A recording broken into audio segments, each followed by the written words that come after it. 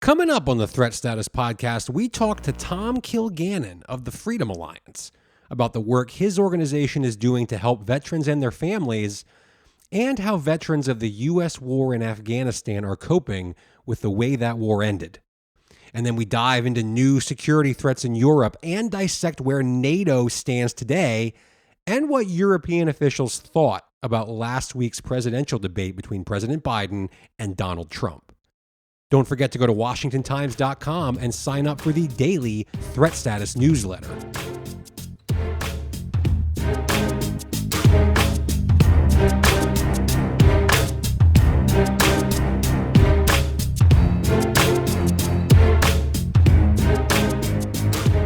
Hello and welcome to the Threat Status podcast. I'm your host, Ben Wolfgang, national security correspondent at the Washington Times, and I am joined, as always, by my esteemed co-host, Guy Taylor, the national security editor here at the Times. A happy belated Independence Day to all of our listeners, and we hope you enjoyed your 4th of July. We've got a great conversation coming up with Tom Kilgannon of the Freedom Alliance about the work that his organization does for veterans and how we, the United States of America, are taking care of our military veterans and their families. But before we get to all of that, first things first, as always, Guy, what's on your radar right now? There are a couple of things I'm looking at closely, Ben. The first one is the U.S. Army's announcement that several American military bases in Europe have been placed on heightened alert over terrorist threats.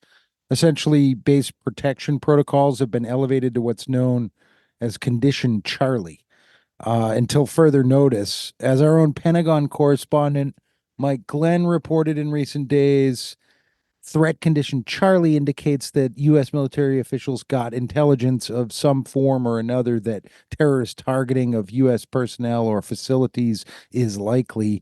So some U.S. bases in Europe have issued community alerts, including the Army's Rhineland Flats and Ramstein Air Base, which together actually form the largest U.S. military personnel communities outside the United States.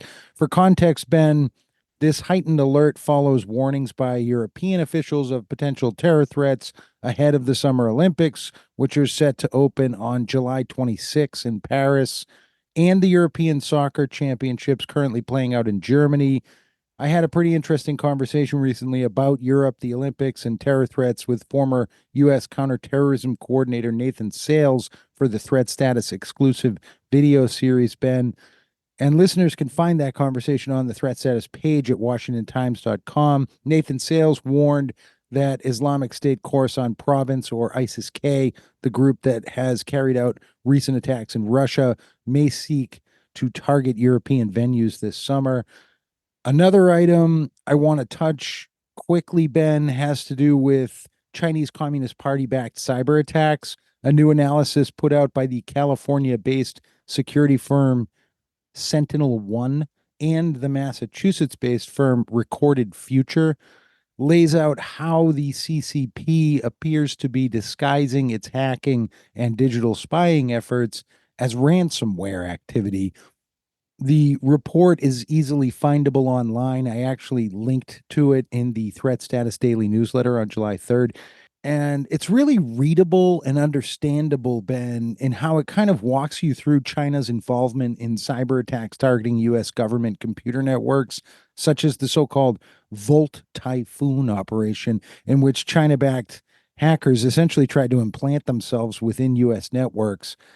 And also how these attacks are all about long-term espionage, all while Chinese officials, of course, deny that and claim that no, these are just ransomware attacks by random international hacking groups seeking to extract bribes. It's pretty interesting. I recommend that report to our listeners, Ben. Yeah, it's a subject we're going to track, obviously, because it's not going away and it's only getting worse. Guy, going back to Europe for a minute here, I want to talk about NATO for a couple of reasons. Next week is a major NATO summit here in Washington. We'll have heads of state from NATO nations and all kinds of other foreign dignitaries all over town, even more so than usual, for the summit. And we're also looking, of course, at a new NATO Secretary General. Former Dutch Prime Minister Mark Rutte is going to take over the alliance on October 1st. So major changes at the top of NATO. But where is the alliance today? How strong is it? What do people think about it. There's some new data that shines some light on that question. I reported this week on the poll from the Pew Research Center that asked respondents in 13 NATO countries whether they have a favorable or unfavorable view of the alliance. The numbers, frankly, were a little troubling, and not as the favorable numbers not as high as I was expecting. Overall, 63% said they have a favorable opinion compared to 33% who said it's unfavorable. In the US, the favorable was 58 to 38% negative. And in some countries across Europe, the favorable numbers were a lot lower than I thought. In Britain, it's 66%. In Germany, 64%. In Hungary, 63%. So this is important for a number of reasons. Number one, it comes against the backdrop of a presidential debate between President Biden and Donald Trump recently, where NATO and relatedly, the Russia-Ukraine war, of course, were some key issues. Now, Trump played a lot of his greatest hits on NATO, saying European countries need to pay more. And he also reiterated that Russia would have never invaded Ukraine if he had been president, and he'll end the war quickly if he's given another term. There's been a lot of reporting out there in the days after the debate that NATO countries are worried that Trump, if he's reelected, might actually try this time to pull the U.S. out of the alliance or maybe fundamentally reshape it and America's role in it. Now, I don't think the fear among Europeans comes as any surprise, right? Trump has been somewhere between skeptical and hostile toward NATO for about a decade now. But what's important to note here is people certainly are not doing backflips over Joe Biden either. Friend of the show, Jim Townsend, who spent 30 years at the Defense Department, including a stint as one of the Pentagon's top officials for NATO affairs, he told Foreign Policy magazine this week that he's heard from European officials who are in a wait and see mode about Biden after his disastrous debate performance and want to get an up close look at the commander in chief during the NATO summit next week. The Pew survey has some bad news for other folks as well, including Ukrainian President Volodymyr Zelensky, who became something of an international darling after the Russian invasion of Ukraine in February 2022. His popularity has fallen off a cliff. And these things, I think, are directly related now, and I'll get to why in just a moment. The survey found that just 40% of respondents in 35 countries have confidence in Zelensky to do the right thing regarding world affairs. 46% don't have that confidence, and the numbers are worst in countries such as Poland. Look, this part of that's due to ongoing farming and grain controversies about duty-free imports of Ukrainian food into Europe. That's a subject we can maybe dive into more deeply another day, but whatever the reasons are, his stock has dropped. So what's the thread connecting all of this together, Guy? I think it's this. If Zelensky's unpopular and Trump doesn't really have high regard for NATO anyway and seems pretty motivated to end the war quickly, it seems pretty plausible to me that if Trump is reelected, he makes a very loud and very public push for a ceasefire between Ukraine and Russia that's contingent upon Ukraine never joining NATO. Now, a lot of foreign policy analysts are going to tell you that's a very dangerous idea and in some ways would essentially reward Putin for launching an unprovoked invasion of one of his neighbors. But I guess if I were to defend it, I would say at least it's the starting point of an idea to end the war. And I haven't heard too many other ideas lately, other than some fanciful pie in the sky idea where Ukraine miraculously defeats the Russian army and pushes all Russian troops out of Crimea, which, let's be honest, is probably never going to happen. What's your take on all this, Guy? Is this more bluster from Trump that we've kind of grown accustomed to over the years? Or is there a unique moment here where maybe if he has this idea of either pulling the U.S. out of NATO or undermining NATO, using NATO as a bargaining chip to end the war, is any of that realistic? I personally think there's a lot of hype about this doomsday hype about NATO that goes on. And we saw it all the way back in the second Bush administration. We saw it during Obama. We saw it during Donald Trump. And we see it now during the Biden era, which is that the United States has long paid more into its defense budget and essentially the defense budget of NATO, because that's how it's calculated, how much of GDP countries spend on defense, than any other member. And the United States, beginning really at the end of the Obama era, started to really push openly on European countries to pay more.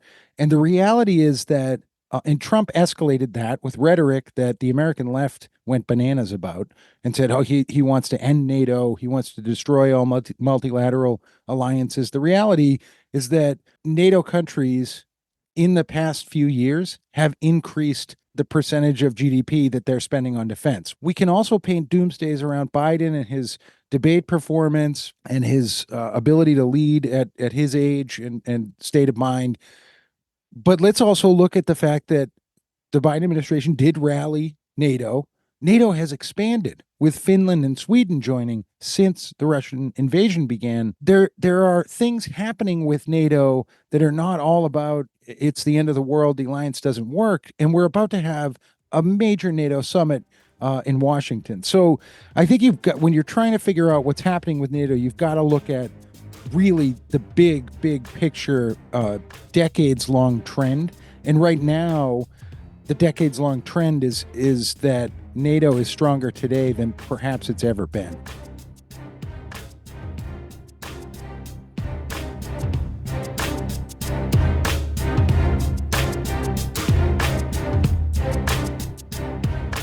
And we are pleased to be joined now by Tom Kilgannon. He is the president of the Freedom Alliance. And for those who may not know, the Freedom Alliance is an organization that gives college scholarships to the sons and daughters of America's fallen or disabled service members. They hold retreats and other events for troops to honor their service and help them rehabilitate, provide all-terrain wheelchairs, vehicles, mortgage-free homes, and a lot more to veterans and their families. So, Tom, it's an absolute pleasure to have you here on the show. Hey, Ben, it's great to be on. Congratulations on this podcast. You're doing great work and getting a lot of important issues out there. So I'm happy and honored to be a part of it. Absolutely. Well, Tom, it's a pleasure to have you. And of course, it's fitting that you're joining us here, the week of July 4th, when everyone's attention is, rightfully so, on patriotism and service. Now, of course, as you well know, our attention as a country should always be on all of those things all of the time, but it's especially front of mind, right now this week. So I want to start with this, and it's a basic question. I'm sure it's one you get asked a lot, but it's really important. And that is, do we collectively, as a country, as a population, and American citizenry, fully appreciate what our troops, active duty and veterans and their families, do we appreciate what they've sacrificed? We're in the age of social media now. We've got stuff competing for our attention all of the time. So do you find it harder these days to make sure that people, especially younger people, fully understand what these folks have given to our country and to all of us? Wow, it's a great question, Ben. I think the answer to that is probably in a few parts, but I would say, generally speaking, no, I'm not sure that we fully understand or comprehend the sacrifices or the different forms of the sacrifices that come with serving our country, particularly in the military. And so when it comes to military service, a lot of those who serve in America's military come from families that have a long history of service. I was just with a service member yesterday, helping him out with one of those all-terrain wheelchairs that you mentioned, and we gave that to him. And he talked about his family service going back to World War II.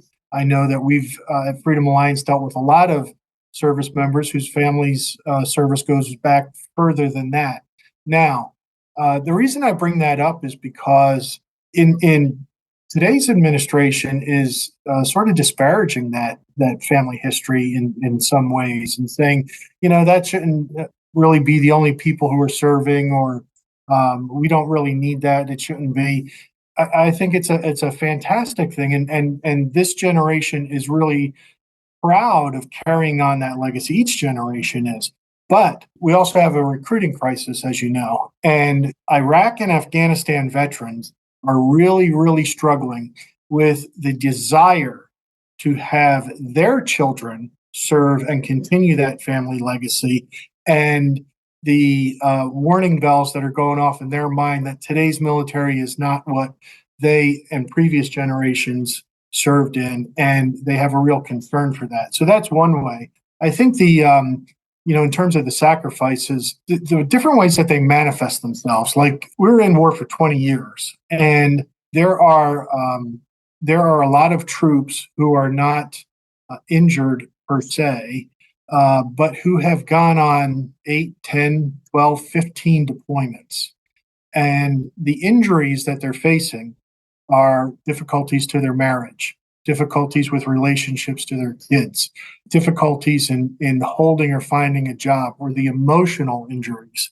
And so I think the public writ large is very familiar with the amputees and the burns and the visible injuries, but the second and third degrees of injuries that come from long deployments, multiple deployments, near misses, I think that's where the public doesn't understand it as much. Right.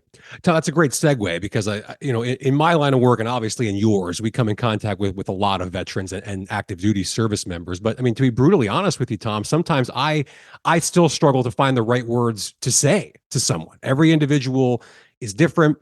Everyone's got a different story. You never know where someone is, mentally, emotionally, spiritually with what they've gone through. So, what advice would you give both to me and to listeners who perhaps sometimes don't know the right words to say? Do you just say thank you? Do you buy them a beer if the setting is right? Do you express condolences if they've been injured? Maybe tell a joke and try to make them laugh?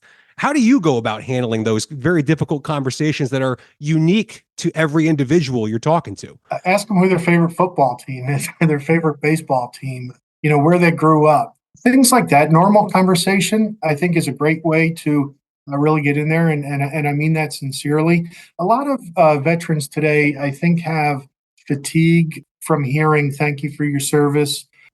Some people are maybe not as diplomatic and ask sensitive things right off the bat.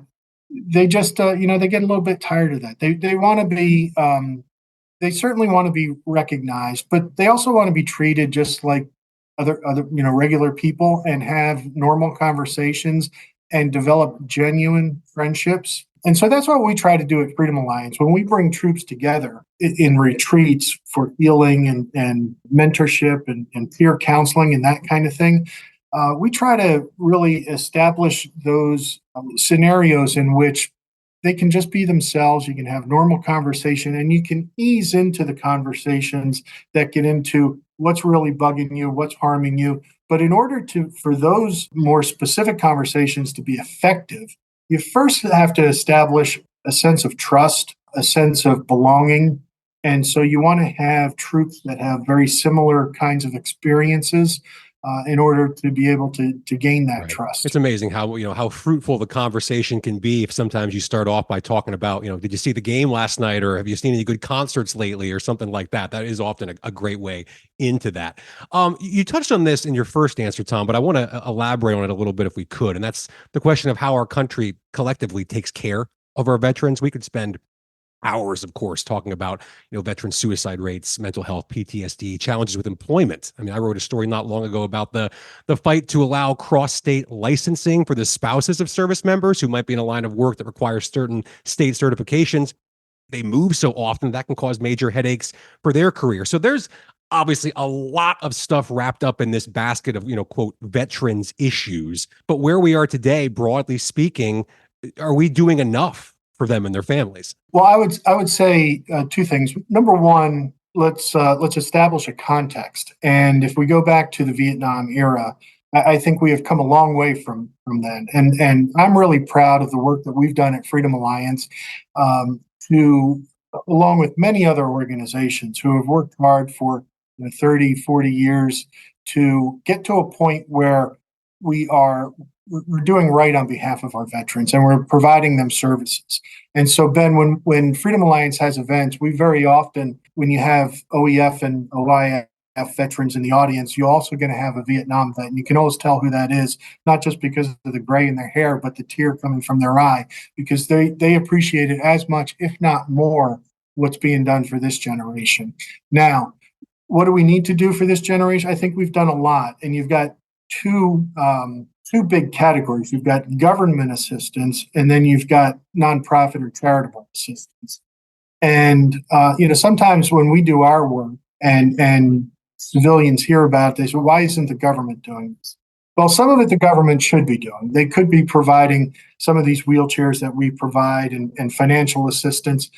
But the nature of much of our work is so personal and intimate in digging down that the government can't do that. And frankly, you don't want the government doing that kind of work. So government and charities need to work better together. But I think there needs to be more research done on the suicide, for example. on brain injuries, what causes them, how they impact the service members, how they lead to suicide or self-harm, the use of munitions while you're on active duty that lead to the brain injuries. So that's one thing. I think we need to do better in terms of providing more a distinction between what's thrown out quite a bit these days, mental health and mental health issues and care versus emotional health. And I think that we could do a lot better in empowering our chaplains, allowing our chaplains to do their jobs on active duty, ministering to our troops before, during, and after they go into hot zones, taking care of them, preparing for that. Because a lot of the injuries that we see, Ben, they're less about mental health or brain injuries than they are deep wounds and scars to the hearts and the souls of service members. And that's what really, I think we could do a lot better in that area. And if I might just add, the Congress took a first step on this in last year's defense authorization bill. They asked for a report from the Pentagon about chaplains and how they're being stymied and being able to carry out their duties, the obstacles that are being put in their way. And that report was due months ago, and it has still not been provided by the Pentagon. So we've got to do a better job there. Tom, I want to ask about Afghanistan. Now, you've mentioned it a few times here. You know, naturally, you're dealing with a lot of women and men who served in Afghanistan, the longest war in our nation's history. We don't need to rehash all of it today, but in a nutshell, I think listeners, know that the Taliban took control of Afghanistan again immediately upon the U.S. exit. In fact, before the U.S. exit was even completed in August of 2021.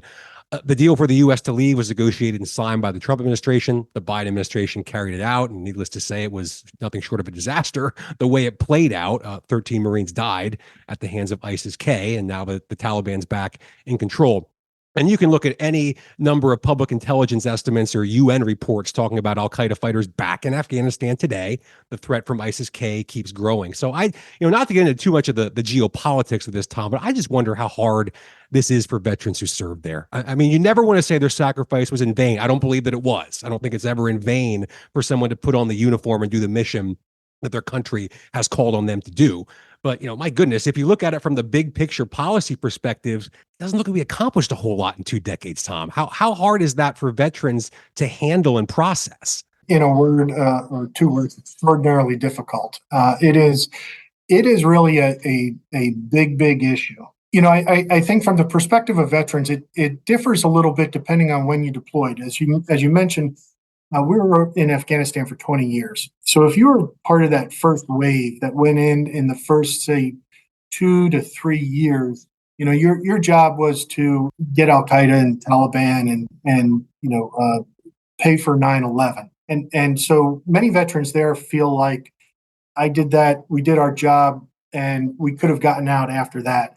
And then if you went later, it was more of protecting women and children, building civic society, and then later it was empowering the Afghan National Army and training them. And so, if that was part of your mission, then you really are suffering those regrets over Afghanistan and the way we got out, because those interpreters and those Afghan army people who were very helpful to us, who saved American lives, who protected Americans, American veterans feel a tremendous amount of remorse, guilt that they could not do more for the Afghans who helped them, that they were left to the Taliban and now are being tortured by them or already killed. The way this administration has handled that has just added insult to injury. And so when those bodies of those 13 were being returned to Dover, the president was looking at his watch. In the debate we just saw, he said, "No American has died on my watch."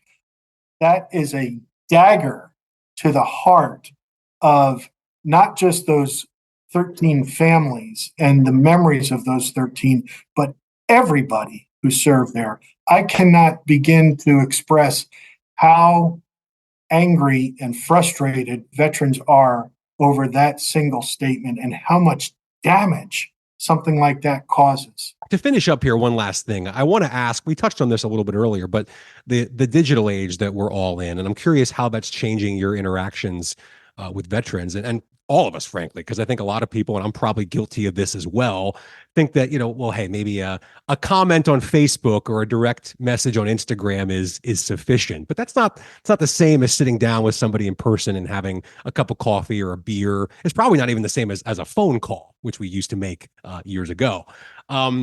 This work that you all do, it's obviously personal, it's emotional, it's about relationships, as you said, it's about giving people a hug, telling them you love them and you're there for them. Is that harder today in the age of social media in the 21st century that we're all living in? I think it, it probably is in some respects. But Ben, in the work that we do, as you said, what we do is we try to work around that and create opportunities for veterans to come together and not rely on the technology and the social media. And so we have a lot of hunting and fishing trips. We have a lot of camping and retreats, both for the veterans themselves and for married couples. Sometimes that includes the ocean or the mountains or horses, other therapeutic tools. And it's great for veterans because they grew up in the military where that socializing was a big part of what they loved about the military. That they always had buddies around. The team was the core concept, and so you try to recreate that with people who can relate to one another, who trust one another, and it really works well. And I think we're doing that for our veterans, but I think we need to do that throughout the broader society and just find groups of whether it's high school students or college students or seniors and the elderly, those who don't have a lot of family. We're social animals. We need to be with other people and individuals. And so creating these events where you can come together and find commonality is something that we've lost in our society. I think the technology was a great substitute during COVID, but you got to get away from that. You can't have all of your interactions online. Ben, I think the next time we do this, I got to come in studio and be there with you. Absolutely right. It's a hell of a question to ask as we're talking via Zoom, right, Tom? Hey, Tom Kilgannon of the Freedom Alliance, thank you so much for joining us here on the show. We really appreciate it. Happy Independence Day. God bless.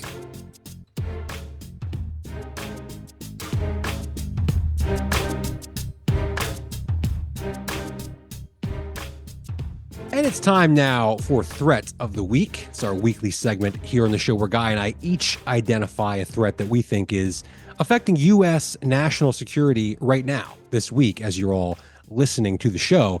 So, Guy, what do you have for your Threat of the Week? My threat of the week, Ben, is climate change. Before I explain, let me ask listeners to shut off their politics radar for a second. I don't want to have a hysterical political debate about the causes of climate change. I want to simply highlight that evidence continues to mount that the climate, which affects the severity of weather events that can impact human security, is changing. The reason I've picked this week is, of course, because of Hurricane Beryl, a massive storm that ripped through the Caribbean in recent days. Beryl, according to the BBC, is the earliest Category 5 Atlantic hurricane on record since such records existed, going back about 100 years. The BBC cited exceptionally high sea surface temperatures as the cause of this. Now, listeners, again, can debate climate politics and causes all they want, but the reason I pick it as a global security threat is that we're seeing more frequent extreme weather events, and those events intersect with national security.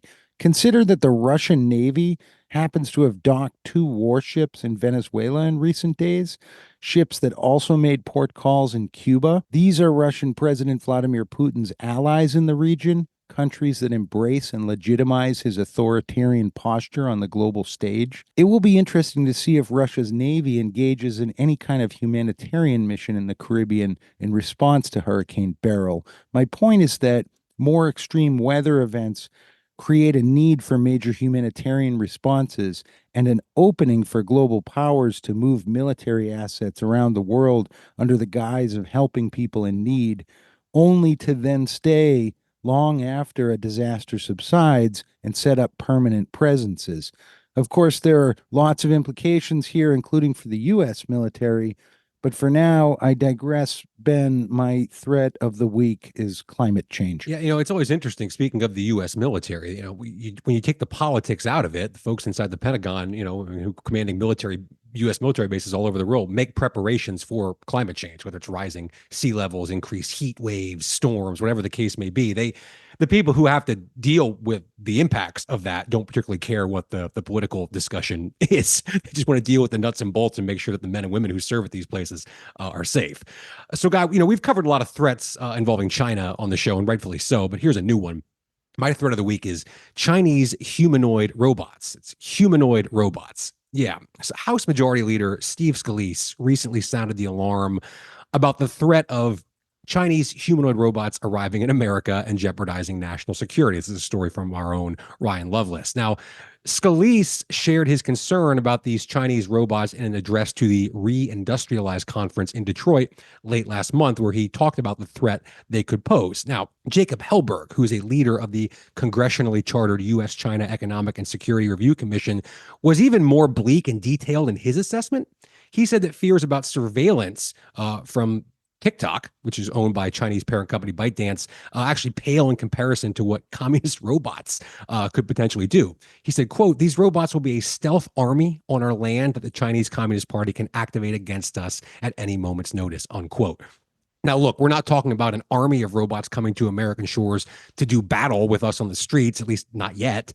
But we are talking about robots that could work in U.S. warehouses, for example. Ryan Lovelace talked in one of his stories about how China can use robotics, like, for example, a robot vacuum cleaner, to help stream information back to communist China. And these robots can be pretty cheap. As technology advances, there is a growing fear that American companies, which, let's be honest, are always interested in maximizing their profits, could introduce Chinese robots onto production floors and into the American supply chain as a simple way to reduce labor costs and increase efficiency. I guess the good news here is this isn't catching a lot of people by surprise, right? At this point, you have to be living under a rock to not understand that a humanoid robot made in China could possibly pose a bit of a national security risk and is almost certainly going to try and steal sensitive data and deliver it back to its communist overlords in Beijing. But as we've seen with TikTok, Guy, this is still a threat because as a country, I think we're still behind schedule on the policies and the laws that we need to make sure that our country is protected from some of this stuff. And that's why right now it's my threat of the week. Again, Ben, totally interesting. I think you've got it kind of fleshed out there. We're going to be watching that closely on Threat Status. Absolutely. Thank you all so much for listening. Guy, thank you for joining me as always. Thanks again to Tom Kilgannon of the Freedom Alliance for being here on the show with us this week. Please go ahead, hit that subscribe button, share with all of your friends, and we will be back next week on the Threat Status Podcast.